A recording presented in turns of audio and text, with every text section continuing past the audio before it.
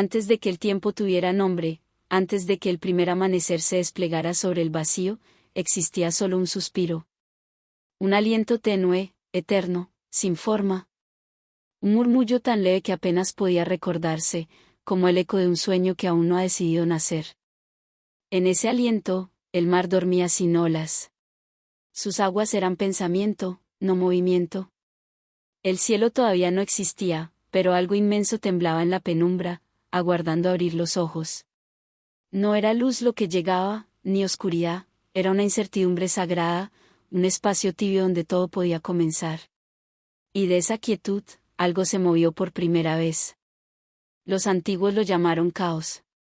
Pero no era desorden, como dirían siglos después los hombres. Era un vientre invisible, lleno de posibilidades. El silencio respiraba, y en cada respiración nacían promesas. Entonces, de su profundidad, emergió Gaia, la tierra.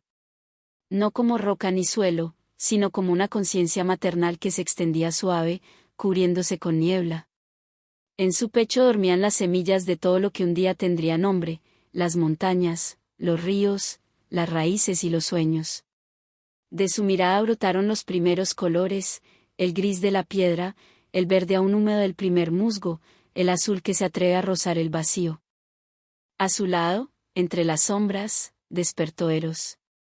No el dios del deseo como lo pintaron los poetas, sino el principio mismo del vínculo, la fuerza invisible que une lo separado, que hace que una chispa se acerque a otra y decida no extinguirse.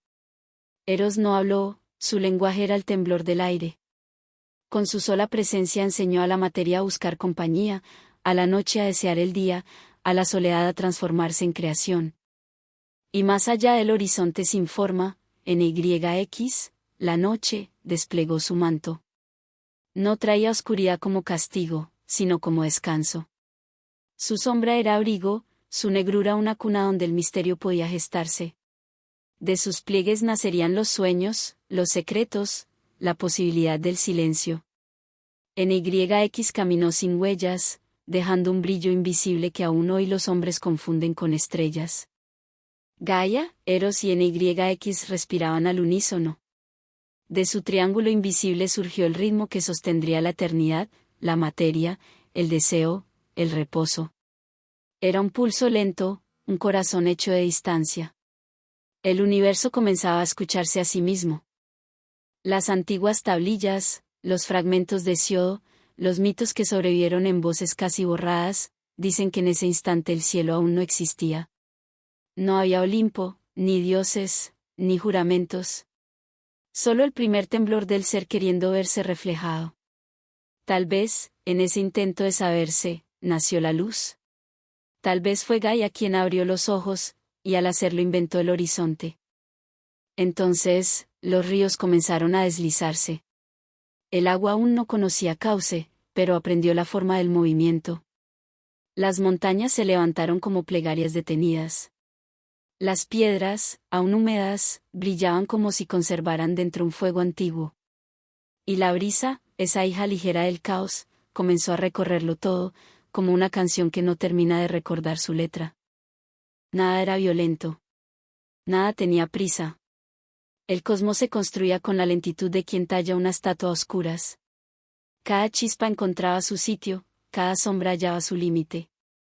Eros, entre ellos, sonreía, porque el amor había comenzado antes que el tiempo.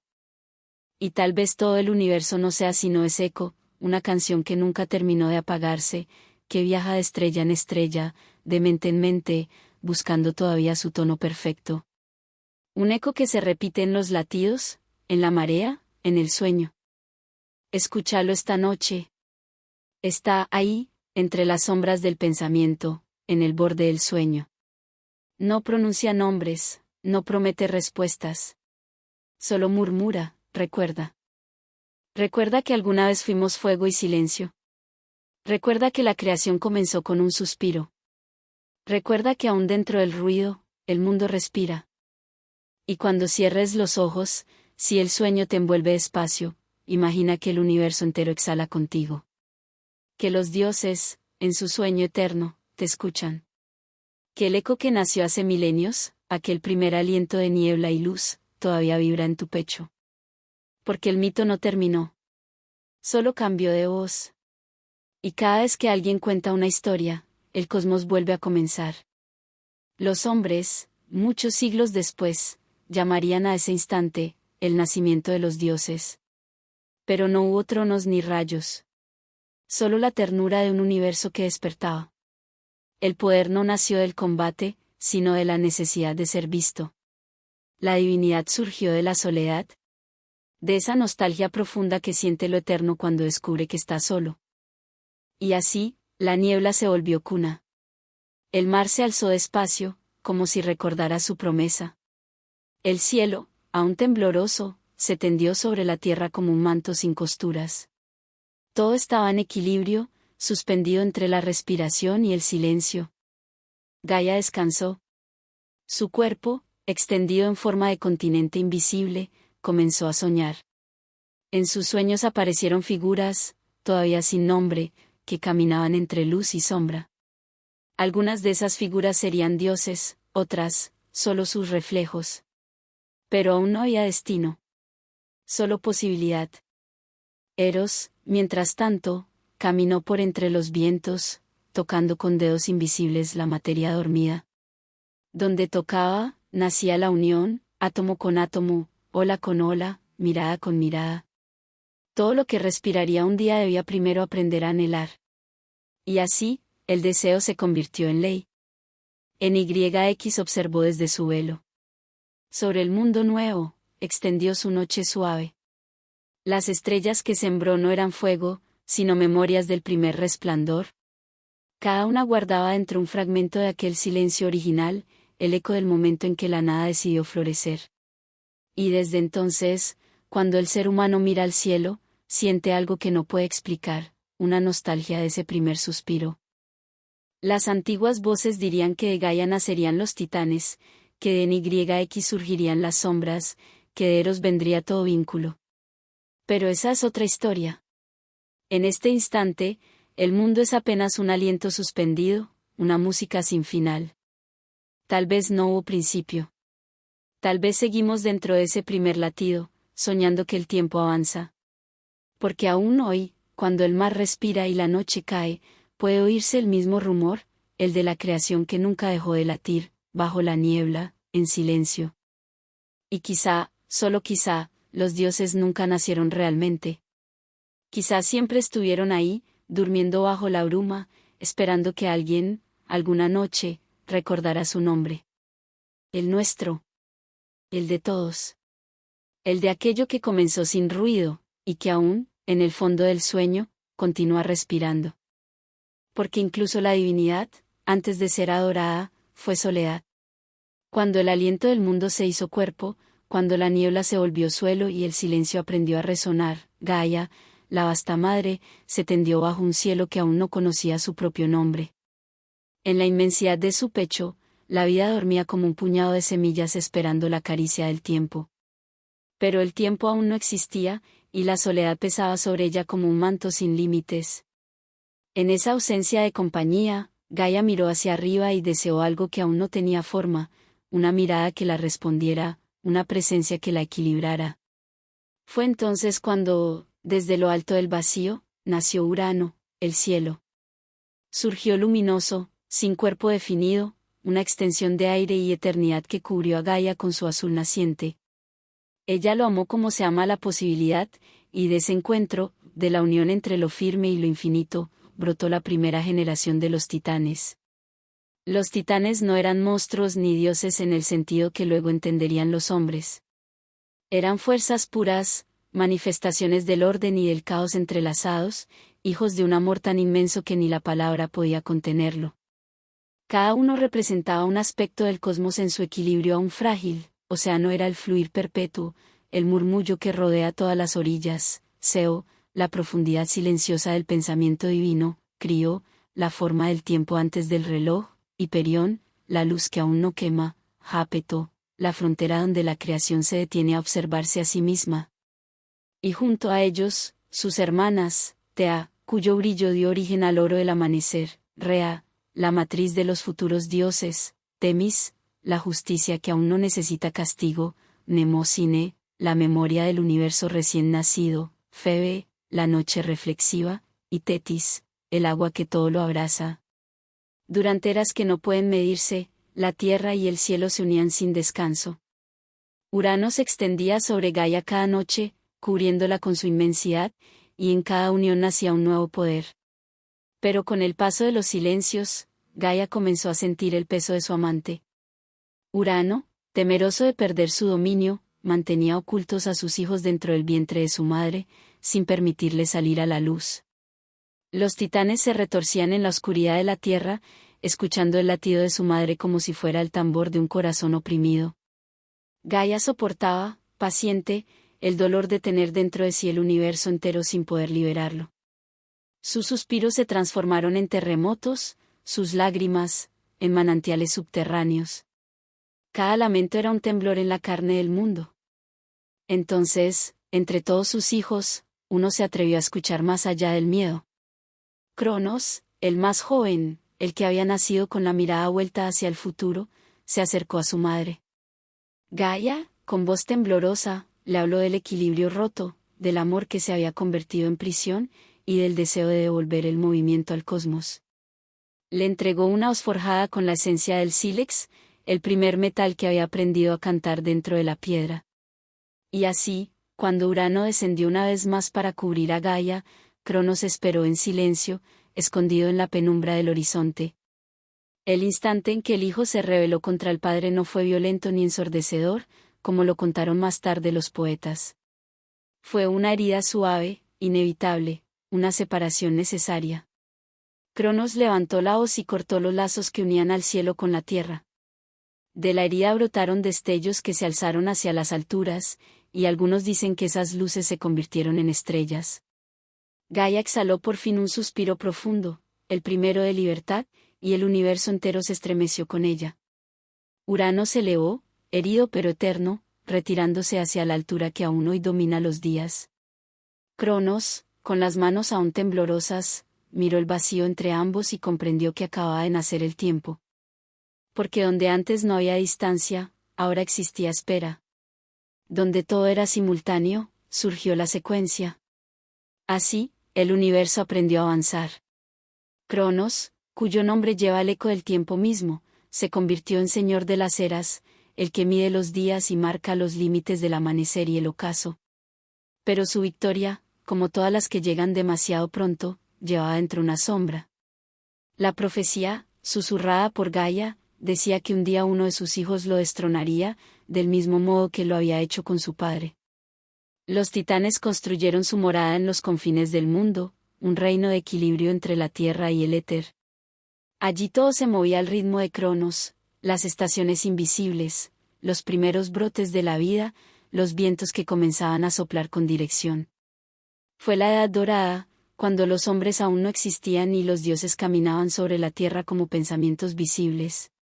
No había dolor ni muerte, porque aún no existía la idea del final. Los ríos eran eternos, los días no envejecían. Cada amanecer era una repetición del primero, y la vida se desarrollaba como una melodía sin pausa ni destino. Sin embargo, la eternidad tiene un peso que incluso los dioses sienten. Cronos comenzó a temer el cumplimiento del oráculo. Cada nacimiento, cada nuevo ser, le recordaba el ciclo que él mismo había inaugurado. Por eso, cuando Rea, su hermana y esposa, le dio hijos, los fue devorando uno por uno, atrapando en su garganta la posibilidad del cambio.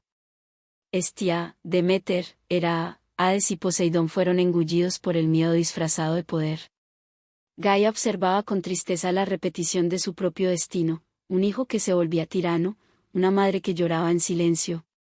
Pero Rea, como Gaia antes que ella, guardaba dentro la semilla de la esperanza.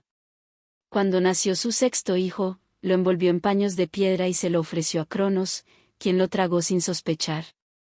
El verdadero niño fue llevado en secreto a una cueva en Creta, donde las ninfas lo criaron al ritmo de tambores y cantos para ocultar su llanto. Ese niño se llamaba Zeus, y aunque aún era pequeño, el universo ya empezaba a inclinarse hacia su futuro. Mientras tanto, Cronos seguía reinando en un silencio cada vez más espeso. El tiempo había comenzado a repetirse, el ciclo se cerraba sobre sí mismo, y lo eterno empezaba a parecerse demasiado a la muerte. Los titanes, inmortales pero inmóviles, empezaron a olvidar su propósito. El brillo de Hiperión se volvió frío, la memoria de Memosine se llenó de polvo, el fluir de océano se detuvo en remolinos sin fin. Y Gaia, la eterna madre, sintió de nuevo en su vientre un temblor, el anuncio de otro cambio. Así, el universo se preparaba, en silencio, para un nuevo nacimiento. Un Dios que no sería hijo de la niebla ni del miedo, sino del equilibrio roto. Porque incluso entre los inmortales, el deseo de renovación es ley. El cielo y la tierra habían sido separados, pero su amor seguía latiendo en cada amanecer, en cada ola, en cada sombra que se alarga cuando el sol se despide. Y tal vez, solo tal vez, todo lo que llamamos historia no sea más que eso, la respiración infinita entre Gaia y Urano, una conversación de amor y distancia que nunca terminó. Una voz que, en las noches más antiguas, aún puede escucharse bajo la brisa, murmurando que nada que haya sido amado se pierde, solo cambia de forma. Porque el tiempo no destruye, solo transforma. Y bajo la tierra dormida, el eco de los titanes sigue resonando, como un corazón que nunca dejó de latir. En una noche velada por la respiración del monte Ida, cuando el cielo parecía una copa de obsidiana y el viento llevaba en sus dedos el polen del silencio, Ra caminó en secreto por los senderos de Creta con un bulto sagrado entre los brazos, envoltorio de lino y esperanza, un latido pequeño que parecía recordar la música del mundo antes de tener nombre. A cada paso, la tierra, esa madre antigua que todo lo guarda, abría sus poros para recibirla, y las rocas, húmedas de bruma, brillaban como si dentro de su grieta más honda un astro recién nacido ensayara su primera luz, porque el oráculo, ese eco que a veces habla con voz de abismo, ya había murmurando su sentencia: Crono, señor del tiempo que devora, sería despojado por un hijo suyo, y por temor a ese destino, fue tragando uno a uno, como brasas apagadas, a Hestia, Deméter, Hera, Hades y Poseidón, dejando en la garganta del cosmos una túnica de ausencias. Así, Rea buscó una cueva, dicen que la dicte, otros que la del Ida, donde la noche se sienta a hilar su seda y el agua cae en hilos finísimos, como cabellos de luna, y allí, con gesto de sacerdotisa y un temblor de hoja, depositó al niño sobre una piedra tibia, piedra que resonó como un cuenco al recibirlo, y el eco de ese sonido bajó por las galerías, tocó el vientre mineral del monte y volvió hecho promesa. Las ninfas Adrastea e Ida se acercaron con manos de espuma y ojos de musgo, y una cabra de nombre Amaltea, de cuernos como espirales celestes, ofreció su leche al pequeño, que bebió con la gravedad de quien inaugura un destino. Alrededor, las abejas, esas monjas del dorado, trajeron miel y la vertieron en la lengua del dios, gota a gota, aprendizaje de dulzura y fuego, mientras los curetes, jóvenes danzantes, mitad guerreros, mitad campanas, alzaban sus escudos y los hacían chocar con las lanzas para que el ruido fuese un telón, una lluvia de metal que cubriera de sonido el más mínimo llanto, pues un sollozo podía ser un relámpago en el oído de Crono, y entonces la noche entera se habría quebrado como vidrio. Rea, con el corazón hecho un ave, reunió una piedra envuelta en pañales, piedra que tomó el peso de la inocencia, y se la dio a Crono en un acto de teatro sagrado, rito de engaño y verdad a la vez, y el tiempo, que todo lo tritura, la devoró sin sospecha, creyendo haber vencido otra vez al porvenir. Así, el mundo respiró, y en esa respiración se abrió un intervalo, una grieta de misericordia donde la historia pudo moverse un paso, y en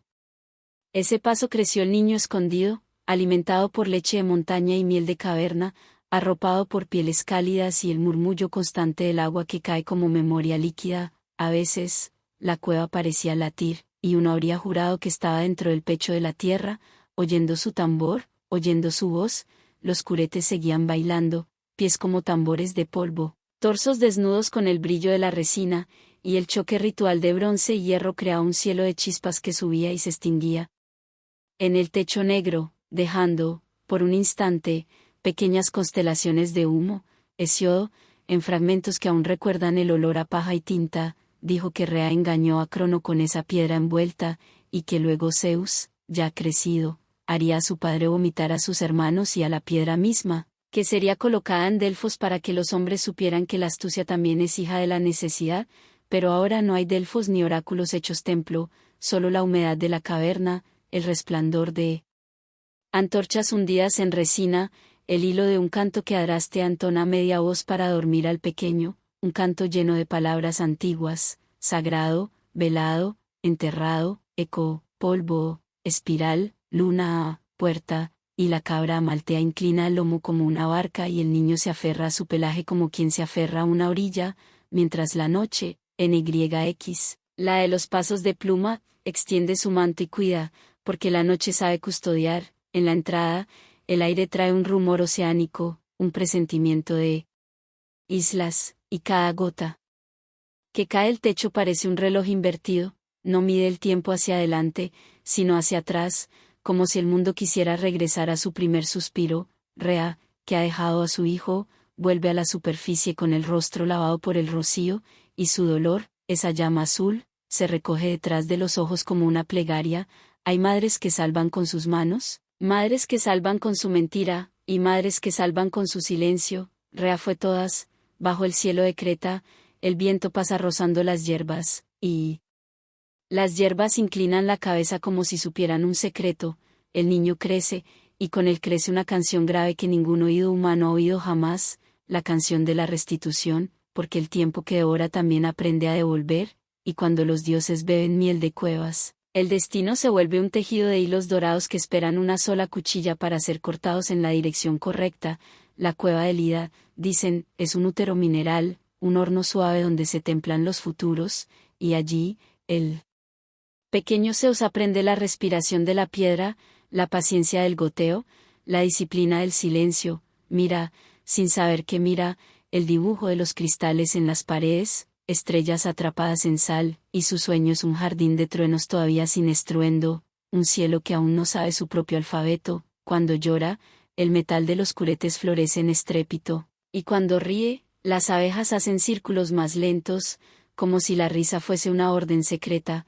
Amaltea, exhausta y feliz, deja caer sobre la roca una sombra cálida. Adrastea, con dedos de raíz, sostiene al niño y lo mece en una cuna de ramas cubiertas con piel, y en la superficie, Crono, saciado por su engaño, pasea su mirada por el mundo como un lobo que vigila su frontera, sin saber que, bajo sus pasos, el umbral ya ha sido cruzado.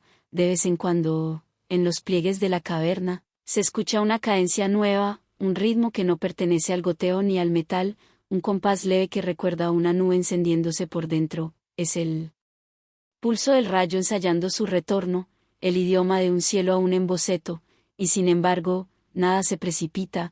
Esto no es una epopeya, es un rito, todo sucede con la lentitud del incienso que sube, la historia no camina, flota, los nombres no se pronuncian, se velan. En el exterior, las cabras trepan paredes imposibles, y la isla exhala un aroma de tomillo y sal. El mar, ese libro de vidrio, cierra sus páginas con un chasquido suave, una constelación cae detrás del horizonte como una lágrima prudente, y en la cueva, el niño duerme, sueña con una mesa donde los hermanos ausentes toman forma, sueña con una piedra de vuelta a la luz, sueña con un padre abriendo la boca y soltando, entre espuma y miedo, aquello que no le pertenecía. Sueña, también, con algo que no sabe nombrar, un lugar alto, una asamblea, un monte que será casa, Olimpo. Pero el sueño es un velo, no una ruta. ¿Acaso, piensa la noche, nada estuvo jamás perdido, solo enterrado en el ritmo de un tambor? Tal vez el destino no es una línea, sino un círculo, una espiral de polvo que se eleva cuando pasa un pie pequeño sobre la roca, y quizá, solo quizá, este niño oculto bajo la tierra no ha venido a romper el tiempo, sino a despertarlo, porque algunas voces solo hacen eco cuando estamos listos para escucharlas, y tal vez aún no lo estamos. Por eso, la cueva guarda su secreto y la isla se vuelve un párpado, y el mundo entero, por una vez, acuerda callar. Quizá nunca debió ser encontrado, susurra la estalactita. La estalagmita, y el silencio, obediente, cierra la puerta. Cuando el mundo se llenó del eco del poder y el tiempo aprendió a medir su propia respiración, los titanes, aquellos antiguos hijos de la tierra y del cielo, miraron alrededor y vieron que su reinado se marchitaba lentamente, como una lámpara que consume su aceite sin saber que la llama se extingue. Crono, que había devorado a sus hijos para evitar su destino, ya no era un dios sino un reloj sin cuerda, un guardián del miedo. Su mirada, antes dorada, se volvió de piedra. Sobre su trono, el silencio pesaba tanto como las montañas que un día alzara su madre Gaia. Sin embargo, bajo la superficie del mundo, en los repliegues de las cuevas cretenses, algo crecía. El niño escondido, el hijo de Rea, ya no era un suspiro, sino un joven de ojos que contenían tormentas. Su nombre era Zeus, y su paso hacía temblar las raíces del tiempo. Zeus fue criado entre abejas, corzos y ecos. Aprendió de la tierra la paciencia, del cielo el fuego y del agua la suavidad. Cuando la juventud lo tocó, descendió al oráculo del mundo, donde las voces antiguas duermen en piedras húmedas. Allí escuchó lo que ya estaba escrito: lo que fue encadenado se soltará. Lo que fue tragado volverá a la luz. Y Zeus comprendió que el ciclo no podía cerrarse sin ruptura. Regresó entonces a su madre, la diosa que aún lloraba en los corredores del tiempo, y ella, con una mirada que mezclaba orgullo y miedo, le entregó una pócima preparada con raíces sagradas. Con ella, Crono vomitaría a los dioses que había tragado. En el aire se levantó un temblor. Crono, señor de la duración, sintió en su vientre el ardor de lo inevitable. Uno por uno, sus hijos salieron de su prisión, primero Hestia, el fuego del hogar, luego Deméter, la espiga dorada, después Hera, la guardiana del linaje, y más tarde Hades y Poseidón, señores de los reinos ocultos y del movimiento del mar. El mundo, que había estado dormido, respiró de nuevo.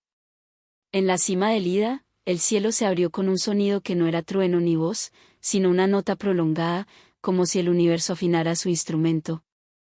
Los titanes, al ver que el orden se rompía, descendieron de sus montañas. Su paso hacía crujir los continentes. Océano se agitó en su lecho, Seo levantó columnas de viento, Crío llenó el aire de cuchillas de hielo. Gaia miró a sus hijos y lloró, porque cada batalla es un acto de autodestrucción, madre contra madre, hijo contra padre. Zeus reunió a sus hermanos en el monte Otris, y frente a ellos juró que la lucha no sería por poder, sino por equilibrio. La voz del juramento atravesó el aire como una grieta de luz. La guerra que siguió duró 10 años, aunque el tiempo allí no se medía. Se dice que los hombres aún no existían y que el mar no tenía nombre.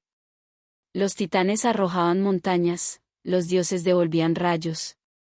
Los vientos eran lanzas, las nubes, escudos.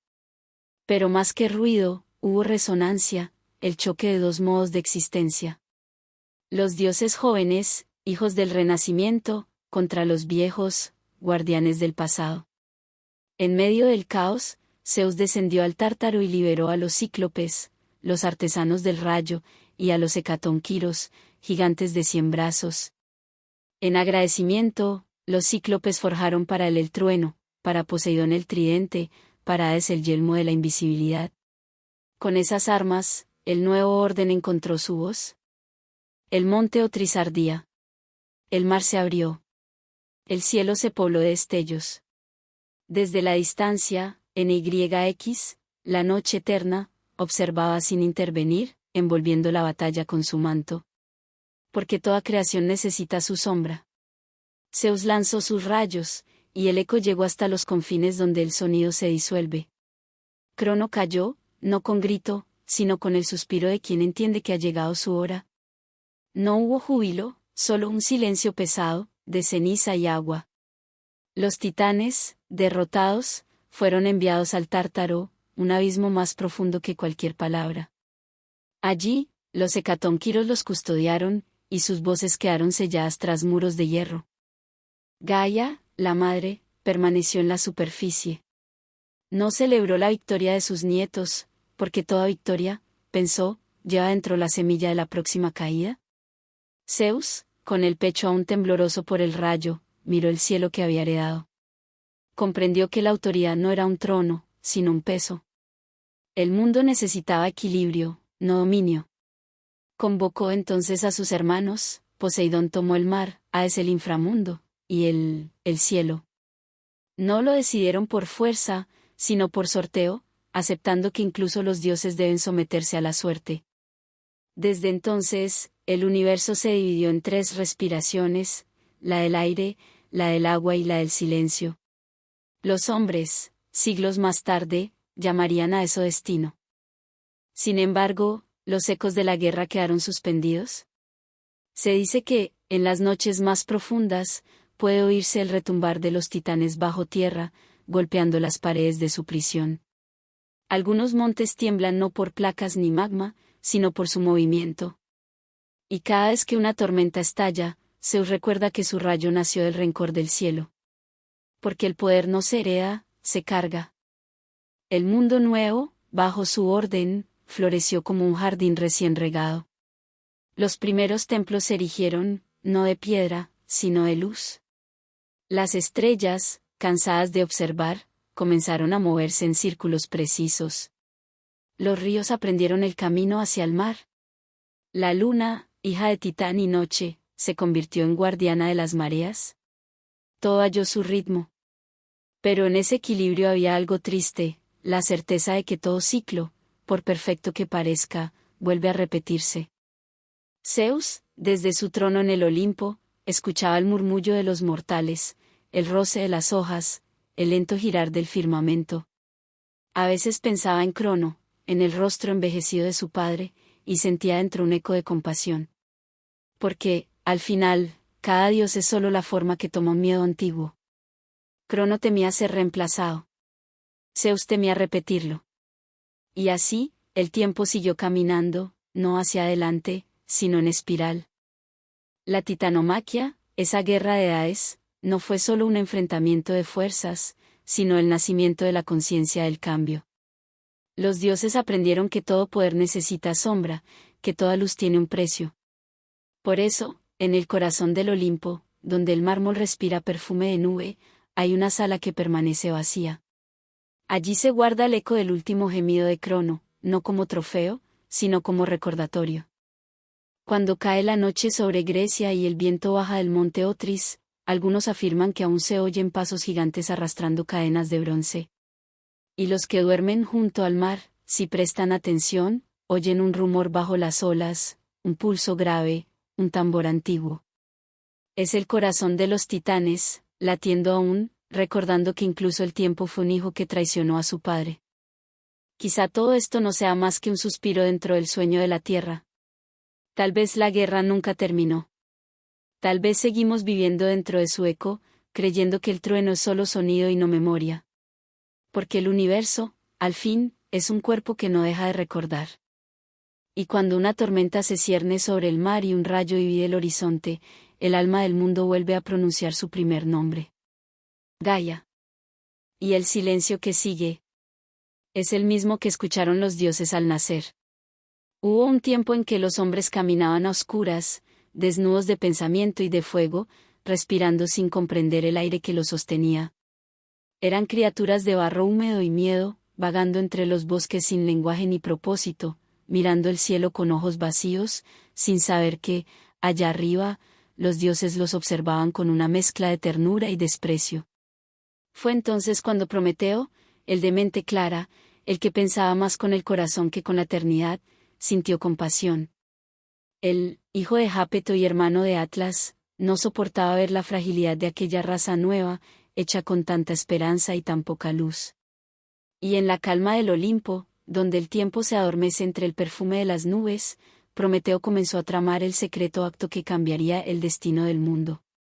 Los mitos dicen que robó el fuego de los dioses, pero no lo hizo con violencia ni rencor. Lo tomó con la delicadeza de quien roba una flor para dársela a un niño.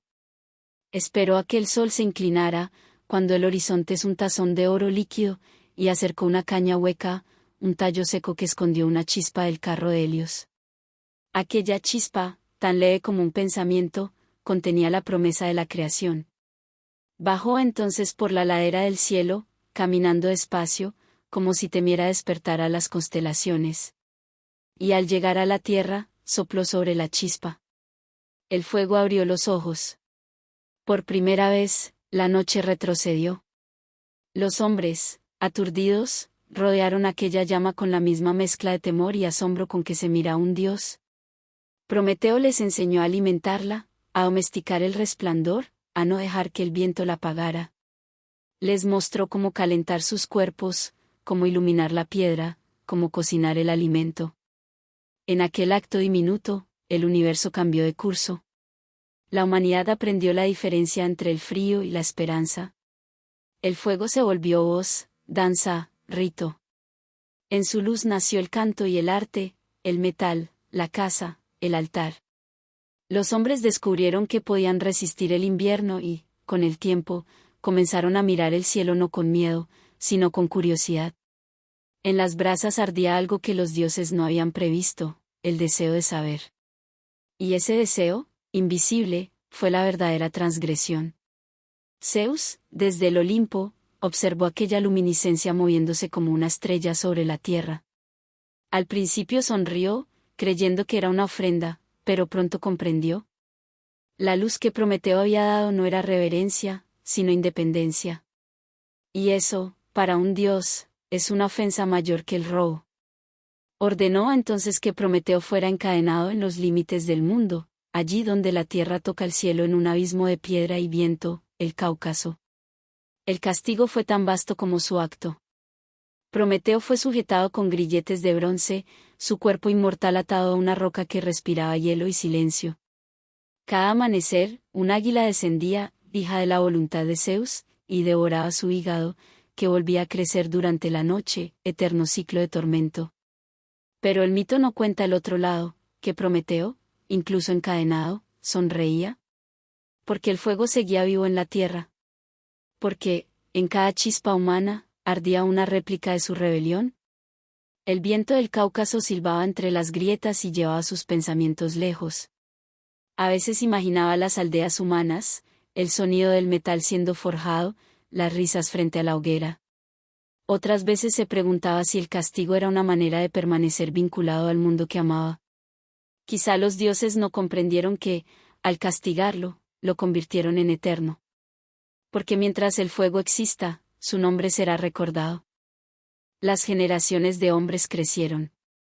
De la chispa surgieron civilizaciones. Las primeras ciudades encendieron antorchas para sus templos, y en cada llama ardía, sin saberlo, una memoria del Titán. Los sacerdotes hablaban de Zeus, de Hera, de Atenea, pero los herreros, los poetas y los pastores sabían que había otro dios, uno sin templo ni corona, que habitaba en el fuego que les calentaba los huesos. Los siglos se multiplicaron. Algunos decían que Prometeo no había robado fuego, sino conciencia. Que el verdadero don fue el pensamiento. La chispa era una metáfora, una puerta abierta entre el instinto y el alma. Desde entonces, el hombre comenzó a mirar dentro de sí y a descubrir universos tan grandes como los del cielo. Y Zeus, aunque reinara en el trueno, ya no podía dominar esa luz interior.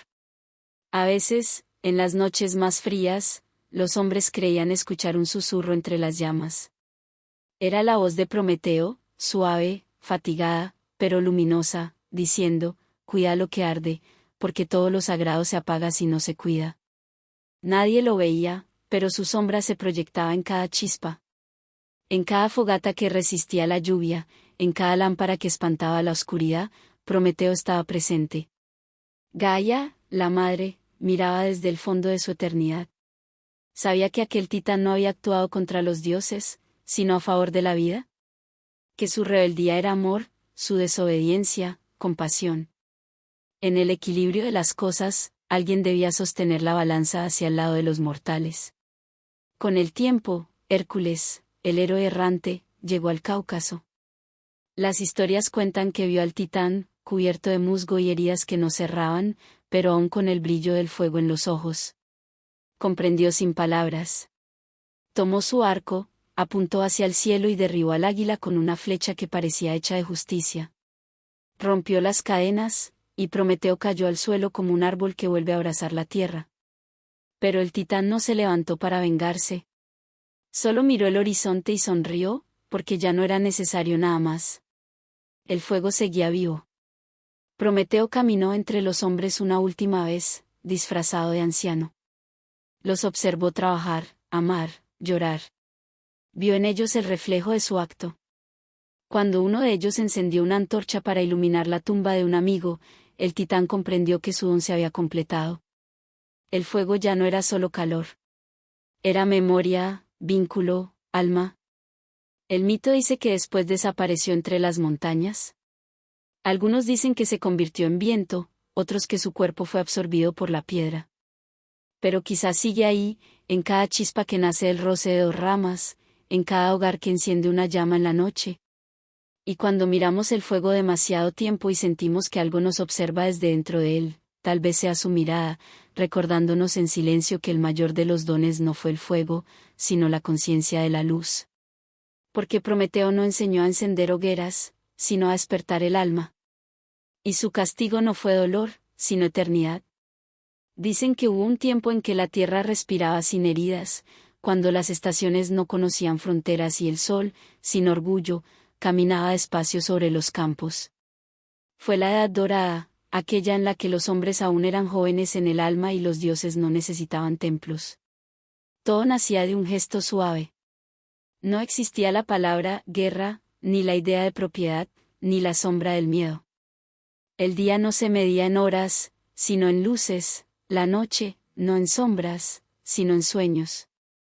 Las manos no construían armas, sino vasijas para el agua, y los cuerpos no conocían ni el peso del trabajo ni la rigidez del castigo. La vida era una oración continua, pronunciada sin palabras. Bajo el gobierno de Crono, aquel dios del tiempo que aún no devoraba su eternidad, los hombres vivían como semillas flotando en la corriente de la creación. Las frutas caían de los árboles maduras y suaves, los ríos se ofrecían sin pedir retorno, y el aire tenía un sabor dulce, como si aún guardara algo del primer aliento del mundo. Los hombres no envejecían, solo se adormecían lentamente, volviendo a la tierra como hojas que regresan al árbol que las dio. La muerte era sueño, no ausencia. En esa era luminosa, la tierra misma parecía una diosa. Gaia se desplegaba en campos inmensos cubiertos de espigas de oro, su piel exhalaba perfume de lluvia recién nacida. Las montañas no eran obstáculos, sino tronos para la contemplación. Las aves hablaban en tonos que el corazón comprendía sin traducir, y los animales compartían el mismo lenguaje del descanso. Todo respiraba en una armonía invisible, tejida por la presencia de Irene, la paz, y que, la justicia natural que no necesitaba leyes. Zeus, todavía joven, caminaba entre los hombres sin relámpagos ni cetros, oculto bajo formas sencillas, un pastor que guiaba con mirada tranquila, un viajero que pedía pan y respondía con sabiduría. Nadie sabía que era un dios, porque en ese tiempo los dioses y los hombres aún no estaban separados por la distancia del miedo. Era la época en que los mitos eran costumbre, en que lo sagrado estaba al alcance de las manos, en la flor, en el agua, en el respiro. El tiempo, sin embargo, no se detiene aunque no se mida. La perfección, incluso cuando es calma, comienza a dolerle a la eternidad. Crono, que había sido guardián de aquella armonía, comenzó a sentirse inquieto. En su corazón inmenso y lento nació la sospecha de que algo se movía más allá de su dominio. Gaia, su madre, lo había advertido, ningún orden dura para siempre. La vida, como el fuego, necesita movimiento para seguir ardiendo. Pero Crono, temeroso, se aferró al equilibrio como quien teme al cambio. Así, poco a poco, la edad dorada comenzó a agrietarse. No hubo una caída súbita ni una maldición divina. Fue un cansancio, un leve olvido. Los hombres empezaron a guardar las frutas para el invierno, a desconfiar del vecino, a mirar el cielo esperando señales. La inocencia se hizo pregunta, y de la pregunta nació la distancia. Con el pensamiento llegó la duda, y con la duda, el tiempo. La eternidad se rompió en fragmentos. Los dioses, al ver aquel despertar, comprendieron que la pureza no podía durar.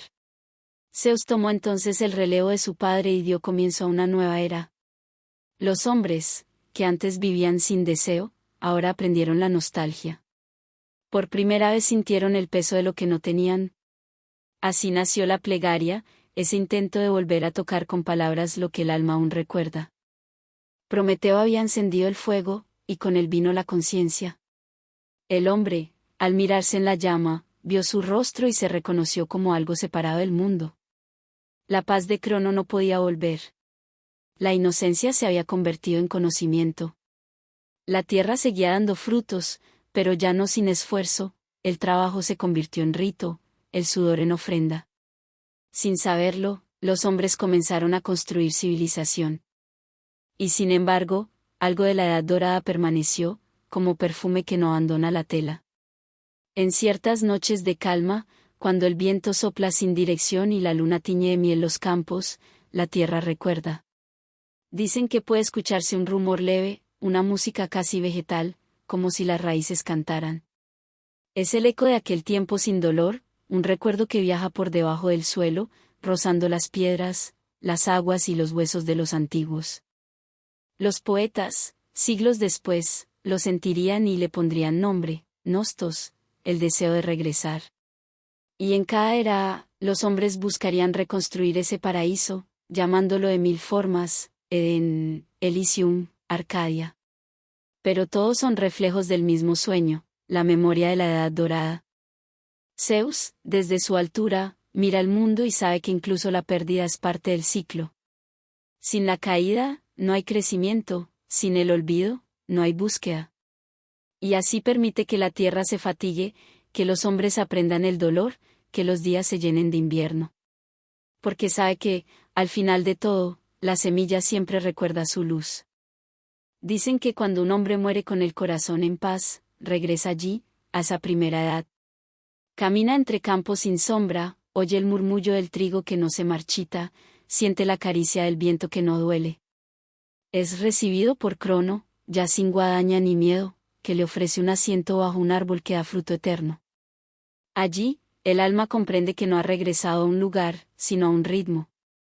La edad dorada no está en el pasado. Está dormida bajo los campos, bajo la piel de cada amanecer, esperando que recordemos cómo era mirar el mundo sin exigirle nombre. Tal vez cada vez que amamos sin condición, cada vez que cuidamos sin esperanza de recompensa, la tierra se estremece y despierta un instante, recordando su antigua juventud. Y cuando el viento pasa sobre los trigales al atardecer y los hace ondear como un mar dorado, tal vez no sea viento, sino el suspiro de Crono, soñando aún con los días en que el tiempo no dolía. Porque la edad dorada nunca terminó. Solo se durmió. Y cada uno de nosotros, sin saberlo, camina sobre su sueño. Dicen que antes de que existiera el eco, hubo una voz tan pura que enseñó a las piedras a escuchar. Era la voz de Orfeo, hijo de la musa Calíope, nacido del hilo invisible que une la música con el alma. Desde su infancia, el sonido fue su alimento. Su lira, regalo de Apolo, no era un instrumento, era una extensión de su respiración. Cada nota era una semilla de calma, y cuando tocaba, el viento se detenía para oírlo. Los árboles inclinaban sus ramas, las fieras amansaban sus colmillos, y hasta los ríos, por un instante, olvidaban su cauce. La armonía le obedecía, no porque la dominara, sino porque la comprendía. Su música era plegaria, consuelo y memoria. En aquellos días, el mundo aún recordaba la voz del origen. Los hombres vivían entre sombras y destellos, y el canto de Orfeo les recordaba que todo sonido es una forma del alma buscando regresar a su fuente. Pero ningún don es inmune a la tristeza. El amor llegó a su vida con nombre de perfume, Eurídice. Su risa era tan leve que el aire la confundía con el susurro de una fuente. Cuando caminaban juntos, el mundo parecía completo, el cielo encontraba su reflejo en la tierra, el día se rendía al anochecer sin duelo. Pero el destino, que ama los equilibrios rotos, los separó. Eurídice fue mordida por una serpiente mientras danzaba en un prado de luz. Cayó sin grito, y el sol, avergonzado, se cubrió de nubes. La muerte la tomó con delicadeza, y el aire se volvió un manto de ausencia. Orfeo, al saberlo, no lloró. Solo se sentó junto al cuerpo y tocó su lira. De sus cuerdas no brotó música, sino silencio. Un silencio tan profundo que los dioses se inclinaron para escucharlo. Cuando terminó, Orfeo se levantó y caminó hacia el sur, hacia donde el mundo pierde su contorno. Cruzó bosques, valles, desiertos, hasta que el cielo dejó de tener color y las raíces de los montes se confundieron con el umbral del Hades. Allí, donde los vivos se olvidan de sí mismos, comenzó su descenso. No pidió permiso. Solo tocó una melodía. Las puertas del inframundo, custodiadas por sombras antiguas, se abrieron. El río Estigia murmuraba su canción de espejos. Las almas lo cruzaban con la lentitud de quien ya no teme. Caronte, el barquero, levantó la mirada y reconoció algo en aquel mortal que no era humano ni divino, era fe. Sin hablar, lo dejó pasar. En cada remada, el agua devolvía reflejos de mundos olvidados, rostros, promesas, luces. Orfeo los miraba, pero no se detenía. La música lo guiaba. Cuando llegó ante el trono de Hades y Perséfone, los dioses del abismo, no suplicó. Solo alzó su lira y dejó que el sonido hiciera su trabajo. No fue una melodía triste, sino un río de ternura. Cantó a la nostalgia, al deseo de volver, al amor que no muere porque no sabe cómo hacerlo. Hades, acostumbrado al silencio, sintió algo que no recordaba, una lágrima. Perséfone, que cada primavera renace, cerró los ojos. Llévatela, dijo. Pero con una condición, no la mires hasta que ambos hayáis salido de la oscuridad. Orfeo asintió. Tomó a Eurídice de la mano. Su tacto era un hilo de niebla, apenas presencia. Comenzaron a subir. El camino era largo y angosto, y el aire se espesaba con cada paso. Detrás de él, Eurídice avanzaba en silencio, siguiendo el eco de su respiración. A veces, Orfeo creía oír sus pasos, otras, solo el latido de su propio miedo. Arriba, una línea de luz lo esperaba, tenue como una promesa. Pero el amor, cuando teme, desobedece. En el último tramo, cuando la oscuridad comenzaba a diluirse, Orfeo sintió que el silencio detrás de él era demasiado grande. Dudó. El corazón le dijo que ella ya no estaba, que todo era un sueño. Y entonces, giró. Un solo instante. Una mirada. Eurídice lo miró también, y en sus ojos había perdón. El aire se quebró como cristal. Ella sonrió, una sonrisa de viento, y desapareció. Solo quedó su perfume, y el eco de su paso, que se perdió entre las sombras. Orfeo intentó seguirla, pero el Hades no permite dos veces la entrada por amor. Volvió a la superficie, solo. La luz lo recibió como una herida. Desde entonces, su música cambió. Ya no domaba fieras ni movía montañas. Su lira hablaba en voz baja, para sí misma, como si cantara al recuerdo. Las ninfas lo escuchaban con lágrimas en los ojos, porque en cada nota se sentía la nostalgia de lo irrecuperable. Los hombres dicen que fue despedazado por las Ménades, enloquecidas por la tristeza de no poseer su amor. Pero otros aseguran que simplemente se desvaneció, que su cuerpo se volvió sonido y su voz, río. Y que desde entonces, en ciertos valles de Tracia, el viento aún repite su melodía. Cuando cae la noche y el agua corre entre piedras redondas, si uno se detiene a escuchar, puede oír un murmullo que no pertenece al presente. Es la canción de Orfeo, que no pide nada, solo compañía. Una melodía que no termina nunca, porque no busca fin. ¿Y acaso ese sea el verdadero milagro, que del dolor nazca belleza, que de la pérdida surja el canto, y que incluso el río de las sombras pueda reflejar un poco de luz? Porque el amor, el verdadero, el que no exige regreso, nunca muere. Solo aprende a cantar en otro tono. En el corazón de Creta, donde el mar golpea con paciencia las rocas y el viento tiene voz de profecía, se alza el palacio de Cnosos. No fue construido de piedra sola, sino de tiempo y de miedo. Dicen que su arquitectura fue obra de Dédalo, el más sabio de los artesanos, aquel que conocía los secretos de la proporción y de los sueños. Pero la idea, el deseo de encerrarlo todo, incluso lo invisible, nació del corazón de un rey. Minos, hijo de Europa y Zeus, había heredado un trono brillante y una maldición silenciosa. Su poder era vasto, su voluntad férrea, Pero los dioses no bendicen sin pedir algo a cambio. Poseidón, el del tridente y las profundidades, le envió desde el mar un toro blanco, tan puro que parecía hecho de luna. Era un signo de favor divino, una promesa de legitimidad. Pero Minos, deslumbrado por su perfección, no quiso sacrificarlo como ofrenda, y lo guardó para sí. Fue entonces cuando la armonía se quebró. Los dioses, al ser desobedecidos, no gritan, murmuran. La venganza de Poseidón fue sutil y cruel. Hizo que Pasífae, esposa de Minos, sintiera en su pecho un deseo antinatural, una atracción imposible hacia aquella criatura sagrada. La reina, consumida por una pasión que era castigo, buscó la ayuda de Dédalo, y el artesano, conmovido y temeroso, construyó para ella una vaca hueca de madera y cuero, donde Pasífae pudo ocultarse.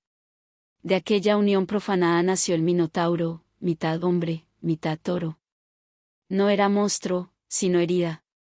Su cuerpo era el reflejo de una culpa ajena, de un amor deformado por la voluntad de los dioses. Creció en secreto, oculto tras los muros de Cnosos, alimentado con silencio y vergüenza. Minos, al descubrirlo, sintió miedo y odio. No podía matarlo, pues su sangre era también la de los dioses, pero no podía mostrarlo al mundo. Mandó a Dédalo construir un recinto imposible, un laberinto tan vasto y enredado que nadie pudiera hallar el centro ni la salida. Dédalo lo diseñó con paciencia infinita, tallando pasillos que se curvaban sobre sí mismos, espejos de piedra donde el sonido se confundía con la respiración. No había dirección, solo ecos. En su corazón, el Minotauro fue encerrado. Así nació el mito, un monstruo en el centro, un rey en la culpa, una isla convertida en espejo de su propio laberinto. Cada 9 años, Atenas debía enviar 7 jóvenes y 7 doncellas como tributo. El Minotauro, hambriento y condenado, los devoraba. Pero su hambre no era de carne, era de compañía. Nadie lo entendió. Su rugido era llanto, su fuerza, desesperación. Hasta que Teseo llegó. El héroe, joven y firme, ofreció su vida para acabar con la vergüenza. En su viaje lo acompañó Ariadna, hija de Minos, que veía en él una promesa de liberación. Le entregó un hilo, un simple ovillo, pero tejido con amor y esperanza. No es el acero lo que salva, le dijo, sino el camino de regreso. El hilo brillaba débilmente bajo la antorcha, y Teseo descendió. El aire dentro del laberinto era espeso, casi líquido. Las paredes sudaban. Cada paso era una duda. El silencio tenía cuerpo. Teseo caminaba, guiado por el hilo, que temblaba entre sus dedos como una arteria viva. A lo lejos, un sonido, un aliento profundo, un corazón que golpeaba contra las piedras. Allí estaba. El encuentro no fue batalla. Fue reconocimiento. 2 miradas que comprendieron su reflejo, uno condenado a matar, otro decidido a matar para liberarse. El Minotauro se irguió, su sombra llenando la bóveda. En sus ojos, una tristeza sin nombre. Teseo levantó su espada, pero vaciló. En ese instante, el monstruo dio un paso adelante, como si pidiera descanso.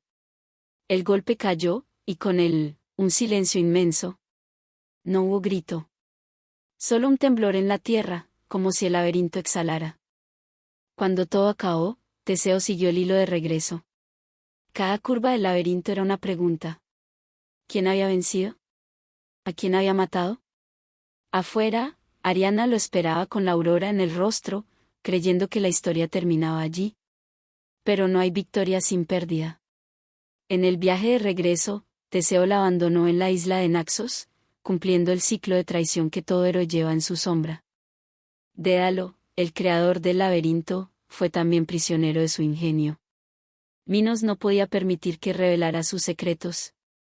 Desde la torre donde lo encerró, Dédalo miró al cielo y comprendió que solo quedaba una salida, las alas.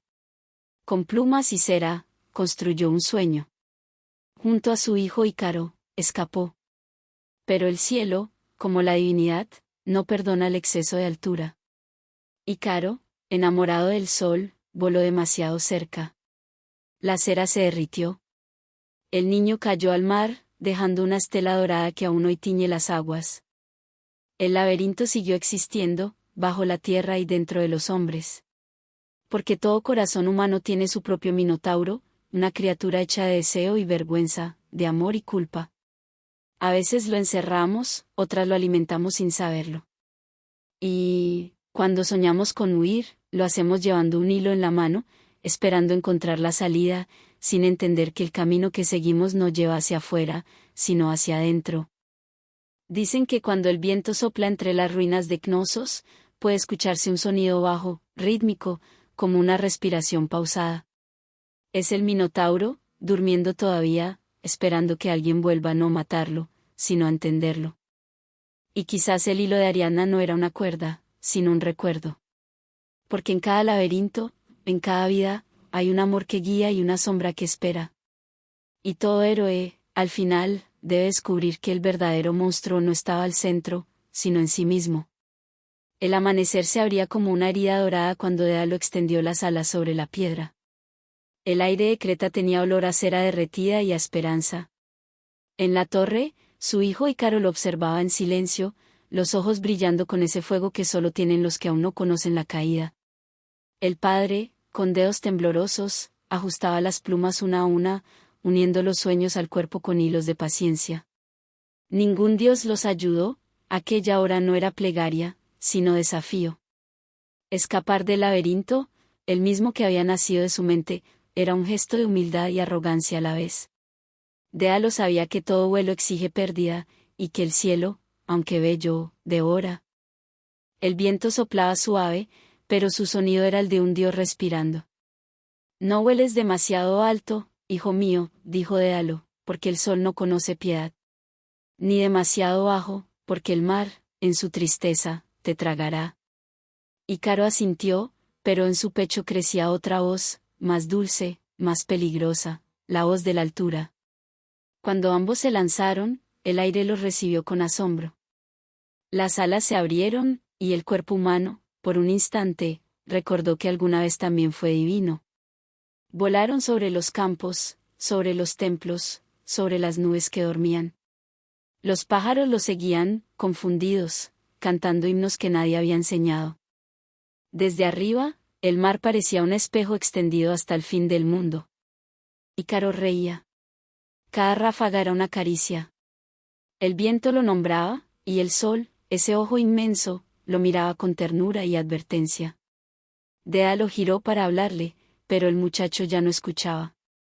En su rostro había una dicha que solo conocen los que olvidan la prudencia. Quiso subir más alto, tocar la luz, probar su sabor. El aire se volvió leve, y la cera comenzó a ceder. La caída no fue un grito. Fue un suspiro.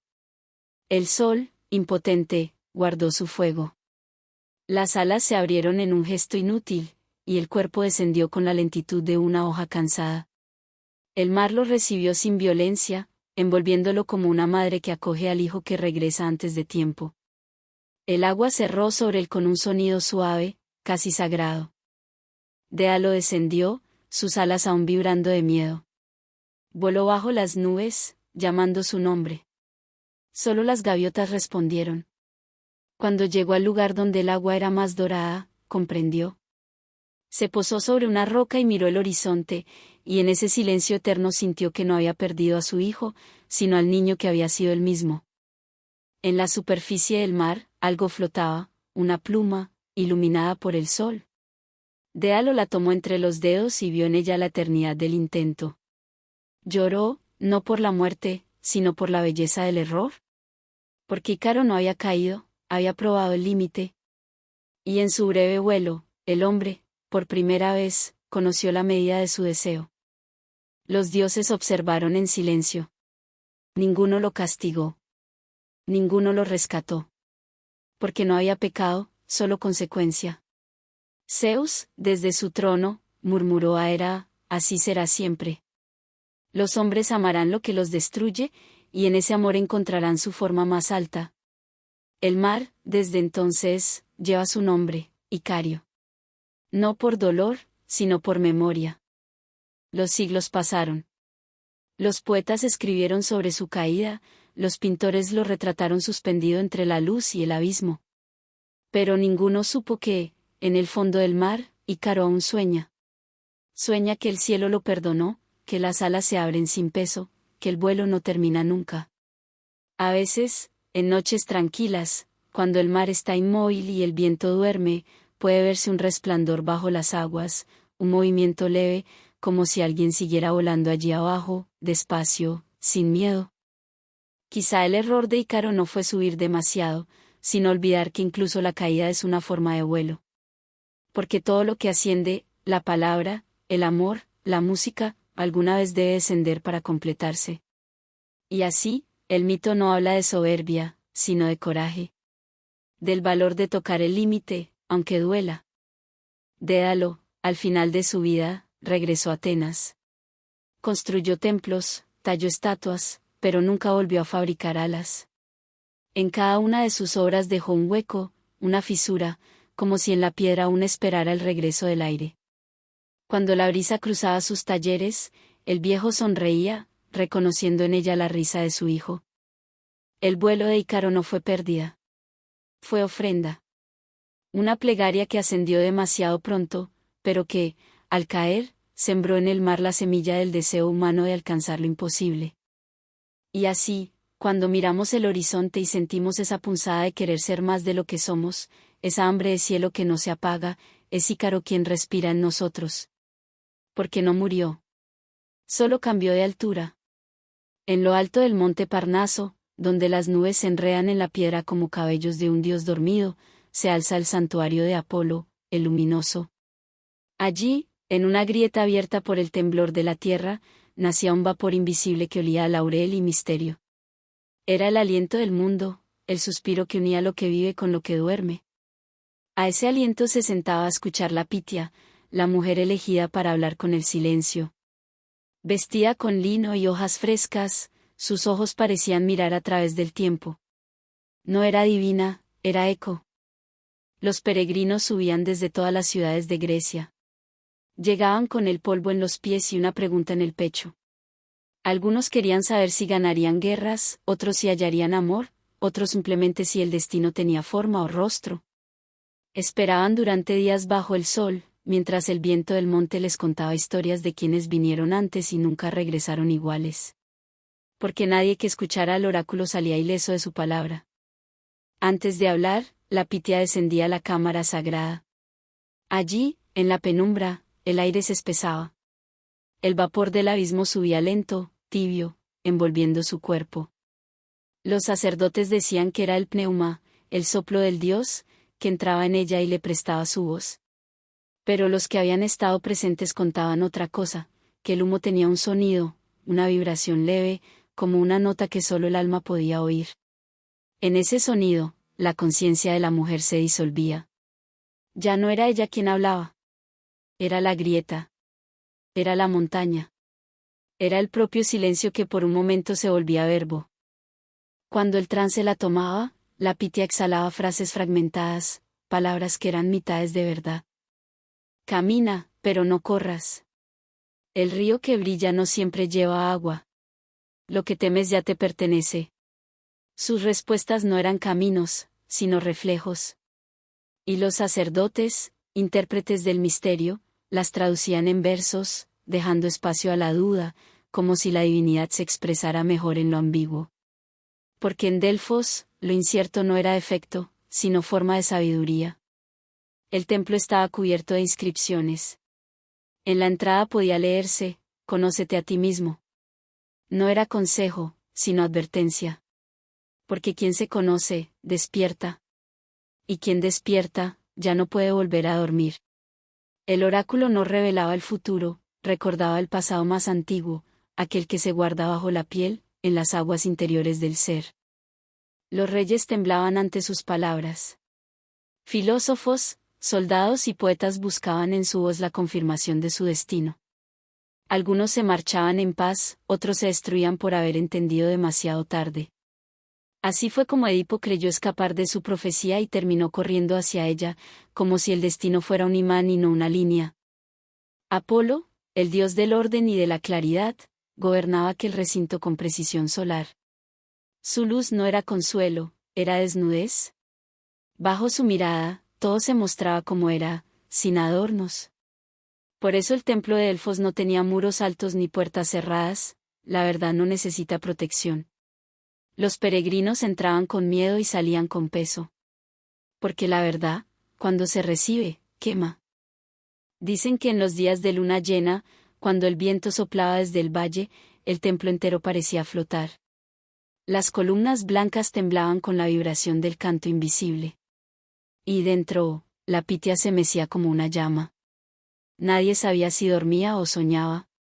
De sus labios salían palabras que no eran palabras, sino ritmos, sonidos que solo el monte comprendía. A veces, los sacerdotes no anotaban nada. Solo se quedaban allí, escuchando, sabiendo que no todo mensaje debe entenderse, que algunos solo necesitan ser oídos.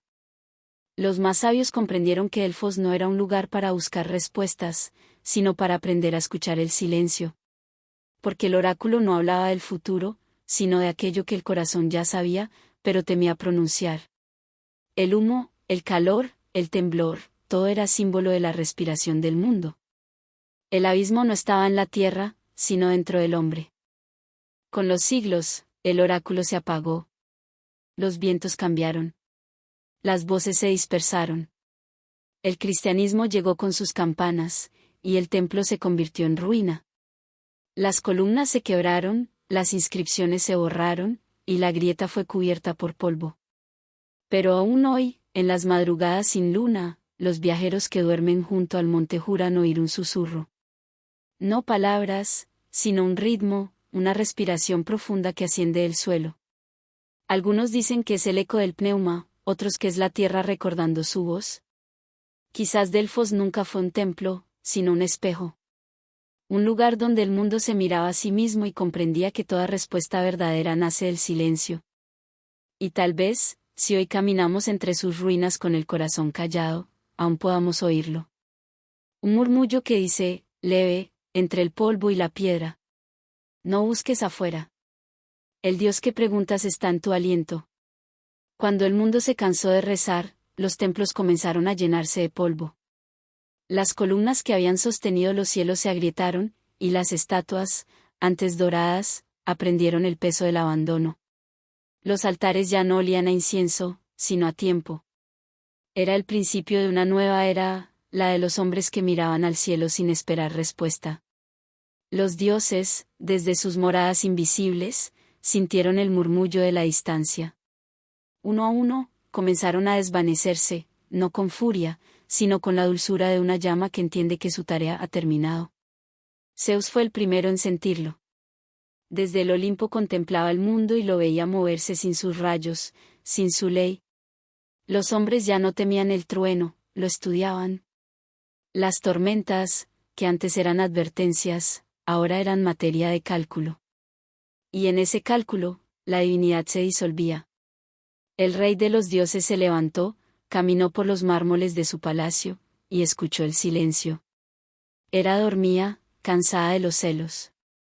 Poseidón había vuelto al fondo del mar, donde las corrientes son más antiguas que el pensamiento. Aes cerró las puertas de su reino, no por enojo, sino por compasión. Los muertos ya no lo necesitaban tanto, pues los vivos habían aprendido a construir sus propios infiernos. Solo Atenea, aún despierta, miraba hacia abajo, hacia las ciudades llenas de ruido, y comprendía. Han aprendido, dijo. Han robado lo que Prometeo encendió y lo han multiplicado. En su voz no había tristeza, sino algo parecido al orgullo. Porque los dioses, aunque eternos, fueron creados para enseñar, no para perdurar. Las ninfas se retiraron a los ríos, las dríades se disolvieron en las cortezas de los robles. Apolo bajó la lira y dejó que el sonido se apagara. Sus melodías, cansadas de tanto tiempo, se convirtieron en viento. Y Artemisa, la cazadora, caminó hacia el bosque sin dejar huella, hasta confundirse con el brillo de la luna. Ninguno murió, simplemente, se volvió paisaje. Los hombres, sin saberlo, siguieron adorándolos, pero de otra manera. Donde antes había templos, comenzaron a levantar bibliotecas. Donde antes había oráculos, surgieron los sueños. Porque la divinidad no desaparece, se transforma en pensamiento. El alma humana, en su deseo de comprender, se convirtió en el nuevo altar. Cada idea era una plegaria. Cada duda, un incienso invisible. En lo alto del Olimpo, el cielo ya no resonaba con risas divinas, solo con viento. Zeus miró a su alrededor, y por primera vez en su eternidad sintió algo parecido a la paz. Sin súbditos ni guerras, sin himnos ni ofrendas, podía por fin escuchar el pulso del cosmos tal como era, un murmullo continuo de vida y desaparición. Se acostó sobre las nubes, cerró los ojos y soñó. Su sueño era el mundo. En él, los hombres caminaban entre ruinas cubiertas de hiedra, tocando las piedras con reverencia sin saber por qué. Algunas noches, al encender una vela, sentían una presencia leve, como un recuerdo que no pertenece a esta vida. Era el aliento de los antiguos dioses, mezclado con el aire. Afrodita dormía junto a las olas. Su belleza no había desaparecido, simplemente, se había repartido. Ahora vivía en cada mirada, en cada gesto de ternura, en cada creación humana que buscaba la armonía. Ares, el guerrero, se volvió eco de los tambores del corazón. Dionisio, cansado de fiestas, se transformó en las raíces de la vid, en la embriaguez serena del atardecer. Incluso Hermes, mensajero incansable, abandonó sus sandalias aladas y se convirtió en viento que roza el oído de los poetas cuando buscan una frase. Así fue como el mito se disolvió en el alma del hombre. Los dioses no murieron, sino que se quedaron dentro, como luces pequeñas, discretas, guiando desde el sueño. Por eso, cuando el ser humano ama, crea, lucha o contempla el cielo, algo en su interior se enciende. No son recuerdos, son los dioses respirando a través de él. El Olimpo, vacío, quedó cubierto por la nieve. Los tronos se llenaron de musgo. En el silencio blanco, una sola chispa seguía brillando, el fuego de Prometeo, que nunca se apagó del todo. En su luz danzaban sombras antiguas, formas que ya no necesitaban nombre. Quizás eso sea el sueño divino, un mundo donde los hombres ya no necesitan rezar para sentir lo sagrado. Donde lo eterno no está arriba, sino dentro. Donde cada respiración repite, sin saberlo, el canto del origen. Y cuando, en las noches tranquilas, miramos las estrellas y sentimos que nos observan, tal vez no sea ilusión. Tal vez sean ellos, los viejos dioses, mirándonos desde su descanso, soñando con nosotros, como nosotros soñamos con ellos. Porque la divinidad no termina, solo duerme. Y su sueño, suave como la niebla, es el mismo que nos envuelve cuando al fin cerramos los ojos. Todo mito, al final, se disuelve en el aire, como un canto que el tiempo olvida repetir. Pero en su desvanecimiento deja huellas, palabras, sueños, símbolos que se cuelan en la respiración de los vivos. Así termina también esta historia, no con un final, sino con un eco. Porque los dioses, los hombres y las sombras que los separan no mueren, solo cambian de forma. El universo sigue girando, lento, luminoso, y cada giro es una repetición del primer suspiro, aquel en el que Gaia despertó, y el mar aprendió a hablar. En las noches más quietas, cuando el viento pasa entre las montañas y el mar calla, el mundo parece recordar. Si se escucha con atención, puede oírse algo bajo la piel del aire, un rumor antiguo, una melodía sin instrumento. Es el eco de las voces que alguna vez nombraron a lo invisible. Es la respiración de todo lo que fue sagrado. Las piedras aún guardan la temperatura de los sacrificios, los ríos recuerdan el paso de los héroes, y en cada chispa que nace de un fuego encendido en la oscuridad, Prometeo vuelve a sonreír. La humanidad sigue caminando sobre la herencia de sus mitos. Cada templo de ruido se convirtió en un pensamiento, cada estatua rota en una pregunta. Las historias que los antiguos contaban para explicar los relámpagos y el destino hoy se esconden en la poesía, en la ciencia, en el arte. Hemos olvidado sus nombres, pero no sus gestos. Todavía construimos torres para tocar el cielo, todavía caemos como Ícaro, todavía buscamos salidas en laberintos invisibles. Somos los mismos, herederos del fuego, hijos del deseo, buscadores de sentido en la niebla. Quizá los dioses sabían desde el principio que su eternidad era un puente. Que no habían nacido para reinar, sino para enseñar a los hombres a mirar más allá del miedo. Cuando Zeus cerró los ojos y se entregó al sueño, no desapareció, se volvió mirada. Una mirada que habita en todos nosotros, recordándonos que cada pensamiento es una chispa divina, que cada acto de bondad es una forma de oración. El mito, ese tejido de voces y silencios, sigue latiendo en lo más hondo del alma humana. No pertenece al pasado, vive en cada historia que contamos para entender el presente. Porque mientras haya quien narre, los dioses seguirán despiertos. En la música de Orfeo que aún vibra en las cuerdas de los instrumentos. En el hilo invisible de Ariana que todavía guía a quienes buscan sentido.